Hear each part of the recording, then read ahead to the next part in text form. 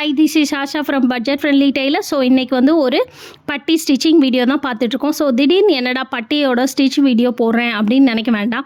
So எந்த அளவுக்கு நம்மளுக்கு வந்து முன்னாடி கிராஸ் பீஸ் கட் பண்ணி அதில் டாட்லாம் பிடிச்சாலும் ஸோ அதோட லுக்கை இன்னும் கொஞ்சம் அழகாக ஃபினிஷ் பண்ணுறது என்ன அப்படின்னு பார்த்தீங்கன்னா பட்டி தான். ஸோ இதுக்கு கீழே வைக்கிற பட்டியை நம்ம ஒன்றுக்கு ஒரு 4 கிளாத் வச்சு ஸ்டிச் பண்ணி போடும்போது இதோட நெசசரி என்னன்னு ஃபஸ்ட்டு நம்ம தெரிஞ்சுக்கணும். இப்போ ஒல்லியாக இருக்கிறவங்க, செஸ்ட்டு பாட்டு வந்து கம்மியாக இருக்கிறவங்களுக்கு ஓகே தான். நம்ம பட்டியோட ரொம்ப அளவுக்கு அதிகமான திக்னஸ் கொடுக்காத போது ஓகேன்னு தெரியும். பட் கொஞ்சம் கொஞ்சம் கூட்டிகிட்டே போகும்போது 36, 38, 40 அபோலாம் வரும்போது பார்த்திங்கன்னா செஸ்ட்டு பாட்டு வந்து வெயிட்டாக இருக்கும்.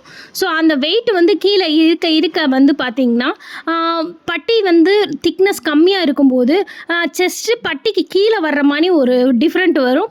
அது போக பட்டி வந்து ஃபோல்ட் ஆகிறதுக்கும் வாய்ப்பாக இருக்கும். ஸோ இந்த மாதிரி விஷயத்தை தடுக்கிறதுக்கு தான் நம்ம என்ன பண்ணணும்னு பார்த்தீங்கன்னா, இப்போ நான் மெயின் ஃபேப்ரிக்கு 2 லைனிங் ஃபேப்ரிக் 2 வச்சுருந்தேன். ஸோ இந்த மாதிரி கிளாத்து குவான்டிட்டியை அதிகப்படுத்தி திக்காக வைக்கும்போது பட்டி வந்து அதை செஸ்ட் பாட்டை வந்து உங்களுக்கு நீட்டாக கொடுக்கும். ஸோ அதுதான் நம்ம இப்போ ப்ளவுஸ் போட்டிருக்கோம், ஒரு ஃபிட்டான ப்ளவுஸ் போட்டிருக்கோம் அப்படின்னும் போது யாருக்காக இருந்தாலும் சரி, இது வந்து என்ன சைஸ் உடம்பாக இருந்தாலும் பட்டியை நீங்கள் எந்த அளவுக்கு திக் பண்ணி ஸ்டிச் பண்ணி கொடுக்குறீங்களோ அந்தளவுக்கு வந்து நம்ம ஃப்ரண்ட்டோட லுக்கு வந்து ரொம்ப நீட்டாக இருக்கும்.